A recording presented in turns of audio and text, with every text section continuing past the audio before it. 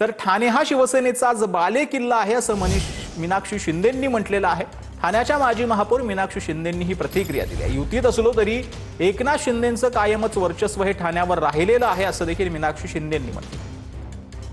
जरी बोलत असतील तर ठाण्यात असं चित्र कुठेच बघायला आपल्याला मिळत नाही। युतीमध्ये ठीक आहे आम्ही काम करतोय, पण ठाण्यात शेवटी हा दिघे साहेबांचा बालेकिल्ला आहे आणि इथे शिवसेनेचंच वर्चस्व कायम राहणार आहे। जरी युतीत आम्ही एकत्र असलो तरी ठाण्यामध्ये वर्चस्व कायम शिंदे गटाचंच। तर सांगली महानगरपालिकेवरील मवियाची सत्ता येणार आहे असं विश्वजित कदम यांनी म्हटलंय। आम्ही एक संघ झालोय, कार्यकर्त्यांनी एक संघ व्हावा असं विशाल पाटील यांनी म्हटलंय। महापालिकेवर काँग्रेस आघाडीचा झेंडा फडकवणार असल्याचं देखील विशाल पाटील यांनी म्हटलं। ही निवडणूक महानगरपालिकेची आम्ही ताकदीने लढणार आहोत, हिमतीने लढणार आहोत आणि इथे तुम्हाला मी ग्वाही देतो की गेल्या काही दिवसात जो उत्साह आणि कार्यकर्त्यांमधलं जे वातावरण मला या ठिकाणी पाहायला मिळतं, मी तुम्हाला सांगू इच्छितो की महाविकास आघाडीची सत्ता सांगली महानगरपालिकेवर 100% येणार आहे। एवढ्या चांगल्या पद्धतीचं वातावरण या ठिकाणी होणार। तर सांगली महानगरपालिकेवरील मवियाची सत्ता येणार आहे असं विश्वजित कदम यांनी म्हटलंय। आम्ही एक संघ झालोय, कार्यकर्त्यांनी एक संघ व्हावा असं विशाल पाटील यांनी म्हटलंय। महापालिकेवर काँग्रेस आघाडीचा झेंडा फडकवणार असल्याचं देखील विशाल पाटील यांनी म्हटलं। ही निवडणूक महानगरपालिकेची आम्ही ताकदीने लढणार आहोत, हिमतीने लढणार आहोत आणि इथे तुम्हाला मी ग्वाही देतो की गेल्या काही दिवसात जो उत्साह आणि कार्यकर्त्यांमधलं जे वातावरण मला या ठिकाणी पाहायला मिळतं, मी तुम्हाला सांगू इच्छितो की महाविकास आघाडीची सत्ता सांगली महानगरपालिकेवर 100% येणार आहे। एवढ्या चांगल्या पद्धतीचं वातावरण या ठिकाणी होणार। तर सांगली महानगरपालिकेवरील मवियाची सत्ता येणार आहे असं विश्वजित कदम यांनी म्हटलंय। आम्ही एक संघ झालोय, कार्यकर्त्यांनी एक संघ व्हावा असं विशाल पाटील यांनी म्हटलंय।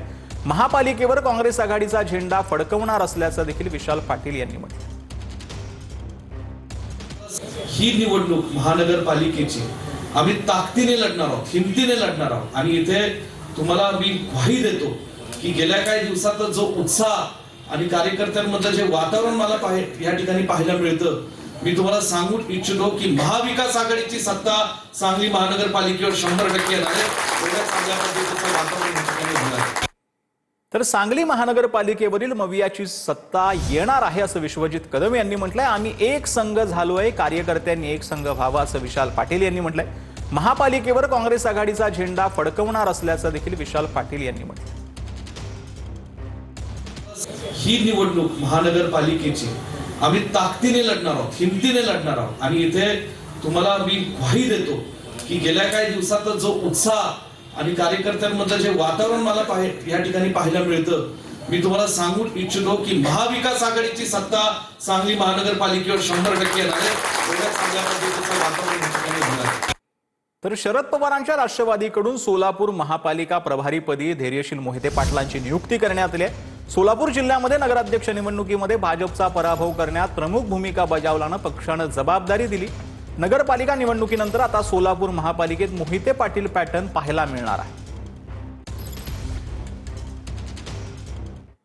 तर अजितदादांच्या राष्ट्रवादीला मवियामध्ये घेण्यास काँग्रेसनं विरोध केलाय। पुणे पालिकेत अजितदादांच्या राष्ट्रवादीला सोबत घेण्यास विरोध केलेला आहे। काँग्रेसचे नेते मोहन जोशींकडून भूमिका स्पष्ट करण्यात आली आहे। जातीयवादी पक्षांसोबत महाविकास आघाडीनं जाऊ नये असं मोहन जोशींनी म्हटलं।